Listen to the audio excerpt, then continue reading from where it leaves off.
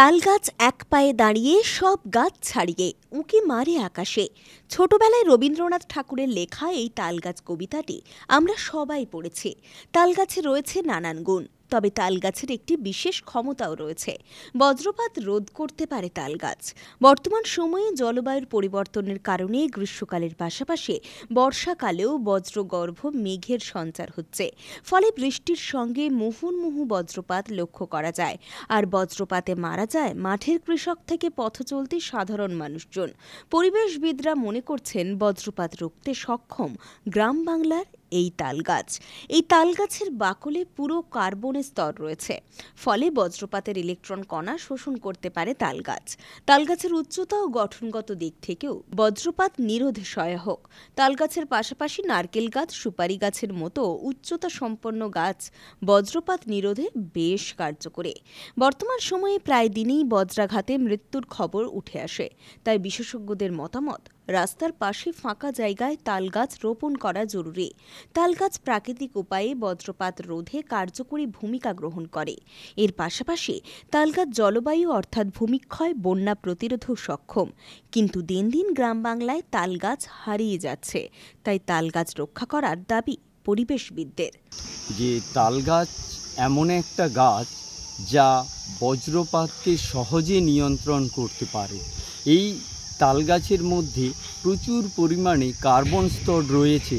এছাড়াও এর উচ্চতা এবং গঠনগত দিক যা বজ্রপাত নিরোধক হিসেবে ব্যবহার করা যায়।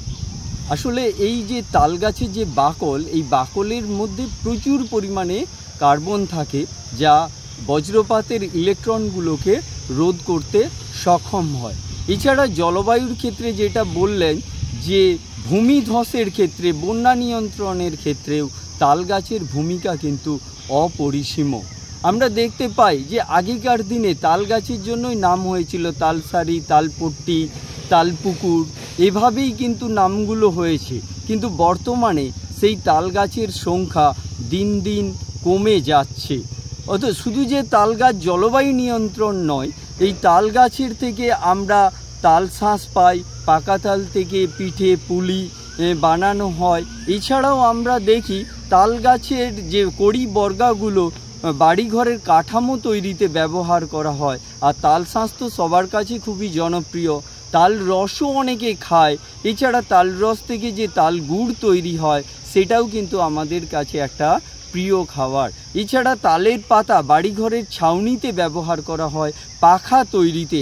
আগেকার দিনে মানুষ কী করত, পেখে হিসেবে ব্যবহার করত তাল গাছের থেকে। এছাড়াও তালের গাছের ডোঙা তৈরি হতো, যে ডোঙা কিন্তু গ্রাম বাংলার মানুষেরা ব্যবহার করতেন।